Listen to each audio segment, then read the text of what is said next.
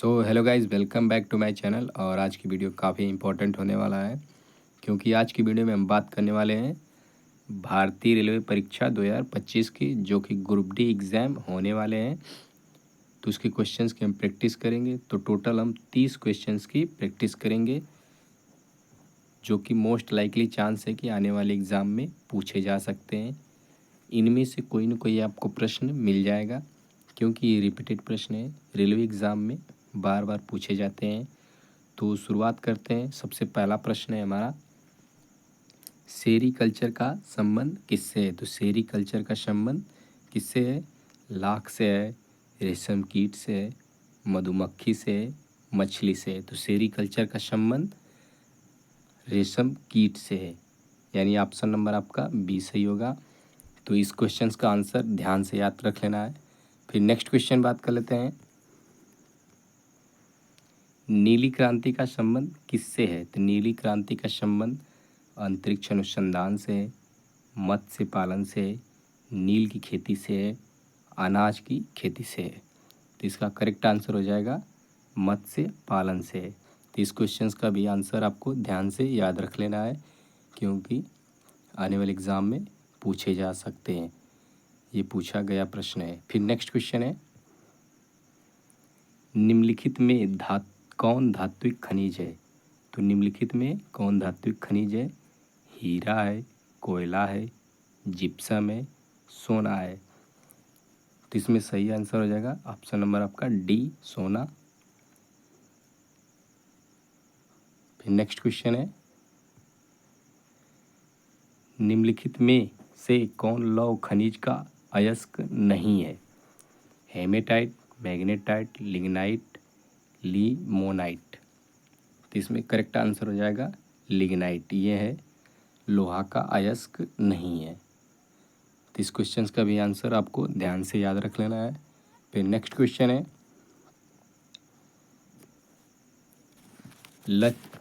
लक्षद्वीप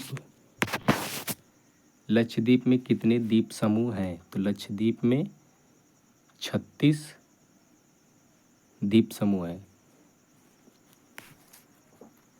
लक्षद्वीप में 36 द्वीप समूह है। तो इस क्वेश्चन का भी आंसर आपको ध्यान से याद रख लेना है। फिर नेक्स्ट क्वेश्चन है, रक्त का पीएच मान है? तो रक्त का पीएच मान 0.5 है, 6.4 है, 7.4 है, 8.0 है। तो इसका रक्त का पीएच मान होता है 7.4। तो ऑप्शन नंबर आपका सी हो जाएगा करेक्ट आंसर। फिर नेक्स्ट क्वेश्चन है, शुद्ध जल का पीएच मान है? तो शुद्ध जल का पीएच मान 0 है कि 1.0 है कि 7.0 है कि 14 है? तो आपका शुद्ध जल का पीएच मान 7 है, 7.0, यानी ऑप्शन नंबर आपका सी सही होगा। फिर नेक्स्ट क्वेश्चन है, जवाहरलाल नेहरू बंदरगाह कहाँ पर स्थित है? पारादीप में, कोच्चि में, मुंबई में, कोलकाता में। तो आपका करेक्ट आंसर हो जाएगा मुंबई में। जवाहरलाल नेहरू बंदरगाह मुंबई में स्थित है। फिर नेक्स्ट क्वेश्चन है, 1857 का विद्रोह कहाँ से प्रारंभ हुआ? दिल्ली से, झांसी से, मेरठ से, कानपुर से? तो 1857 का विद्रोह मेरठ से हुआ था, यानी ऑप्शन नंबर आपका सी सही होगा।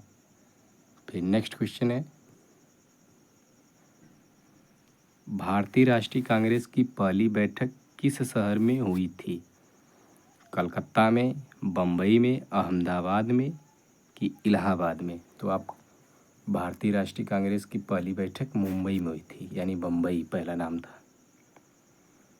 तो ऑप्शन नंबर आपका बी करेक्ट आंसर हो जाएगा। फिर नेक्स्ट क्वेश्चन की बात कर लेते हैं, बुद्ध गृह त्याग का प्रतीक। बुद्ध के गृह त्याग का प्रतीक घोड़ा है, हाथी है, बैल है कि भेड़ है? तो बुद्ध के गृह त्याग का प्रतीक घोड़ा है, यानी ऑप्शन नंबर आपका ए सही होगा करेक्ट आंसर। फिर नेक्स्ट क्वेश्चन है, जातक किसका ग्रंथ है? तो जातक वैष्णव का ग्रंथ है कि जैन का ग्रंथ है कि बौद्ध का ग्रंथ है कि शैव का? तो ऑप्शन नंबर आपका सी सही होगा, बौद्ध का ग्रंथ है जातक। तो करेक्ट आंसर हो जाएगा आपका सी। नेक्स्ट क्वेश्चन है, सिद्धार्थ यानी बुद्ध को ज्ञान प्राप्ति कहाँ हुई थी? वाराणसी में, सारनाथ में, कुशीनगर में, गया में? ये क्वेश्चन कई बार पूछा गया है। तो सिद्धार्थ को ज्ञान की प्राप्ति गया में हुआ था, तो यानी ऑप्शन नंबर आपका डी सही होगा। फिर नेक्स्ट है, हल्दी घाटी का युद्ध कब लड़ा गया था? तो हल्दी घाटी का युद्ध 1526 में लड़ा गया था, यानी कि 1576 में लड़ा गया था, कि 1605 में लड़ा गया था, कि 1660 में लड़ा गया था? तो हल्दी घाटी का युद्ध 1576 में लड़ा गया था, यानी ऑप्शन नंबर आपका बी सही होगा करेक्ट आंसर। ये भी क्वेश्चन कई बार पूछा गया है। फिर नेक्स्ट क्वेश्चन है, भारतीय संविधान के अंतर्गत मूल अधिकारों का संरक्षक कौन है? संसद है, राष्ट्रपति है, सर्वोच्च न्यायालय है, मंत्रिमंडल है? तो भारतीय संविधान के अंतर्गत मूल अधिकारों का संरक्षक सर्वोच्च न्यायालय है, यानी ऑप्शन नंबर आपका सी सही होगा। नेक्स्ट क्वेश्चन है, मौलिक अधिकारों का निलंबन कौन करता है? प्रधानमंत्री करता है कि संसद करता है कि राष्ट्रपति करता है कि सर्वोच्च न्यायालय करता है? तो मौलिक अधिकारों का निलंबन राष्ट्रपति करता है, यानी ऑप्शन नंबर आपका सी सही होगा। फिर नेक्स्ट क्वेश्चन है, निम्नलिखित में से कौन सा मौलिक अधिकार नहीं है?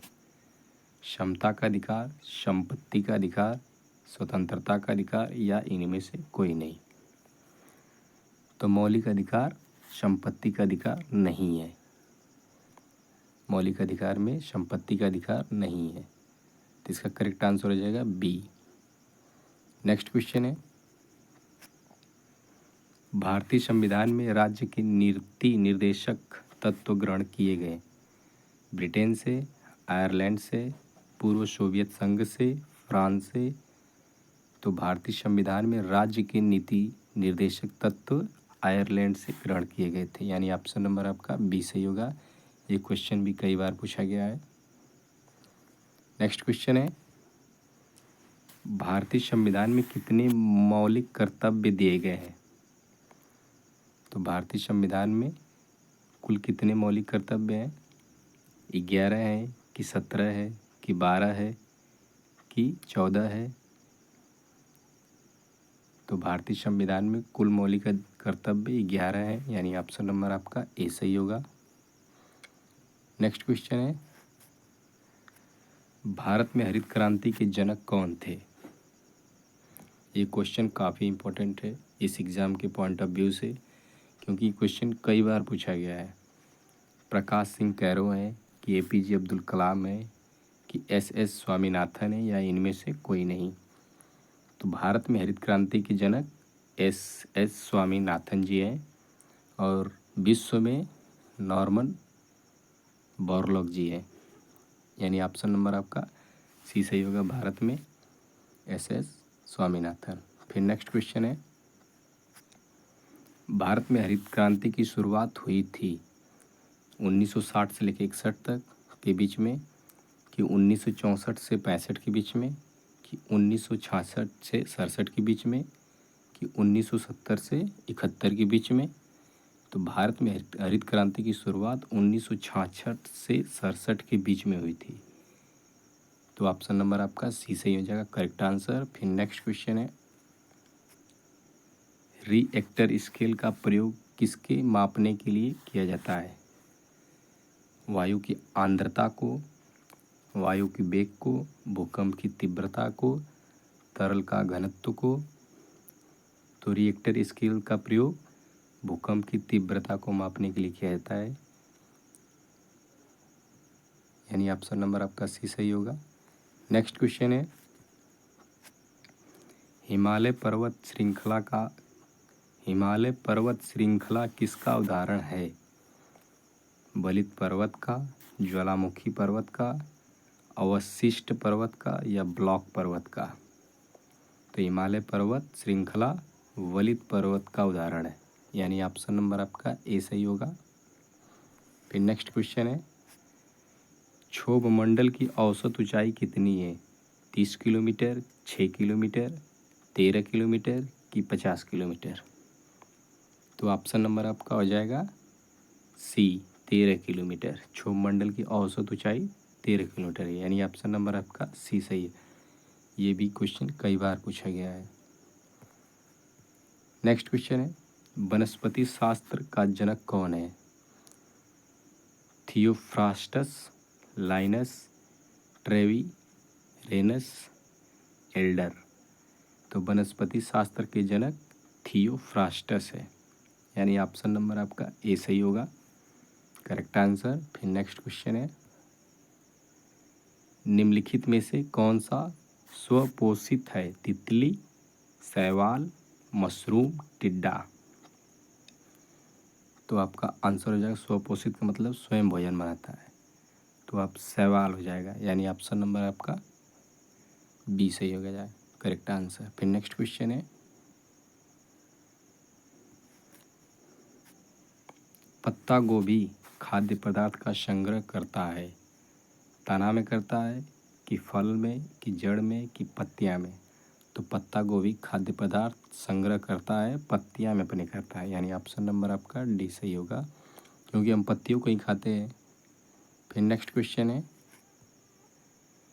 मनुष्य के मस्तिष्क का सबसे बड़ा भाग? मस्तिष्कांक, अनुमस्तिष्क, प्रमस्तिष्क, मध्य मस्तिष्क? तो आपका करेक्ट आंसर हो जाएगा प्रमस्तिष्क। मनुष्य के मस्तिष्क का सबसे बड़ा भाग है, तो ऑप्शन नंबर आपका सी सही हो जाएगा, करेक्ट आंसर। फिर नेक्स्ट क्वेश्चन है, भारत रत्न का डिजाइन किस वृक्ष के पत्ते की तरह बनाया गया? बरगद के पत्ते की तरह, पीपल के पत्ते की तरह कि नारियल के पत्ते की तरह कि चंदन के पत्ते की तरह? तो भारत रत्न का डिजाइन पीपल के पत्ते की तरह बनाया गया, यानी ऑप्शन नंबर आपका बी सही होगा। फिर नेक्स्ट क्वेश्चन है, कौन सा ग्रह हरे प्रकाश को उत्सर्जित करता है? यानी बृहस्पति करता है कि शुक्र करता है, यूरेनस करता है कि वरुण करता है? तो वरुण ग्रह है जो हरे प्रकाश को उत्सर्जित करता है। तो ये थे हमारे 30 क्वेश्चंस। अगर वीडियो अच्छा लगा हो तो प्लीज़ लाइक करना, चैनल को सब्सक्राइब करना। फिर मिलेंगे अगले वीडियो में।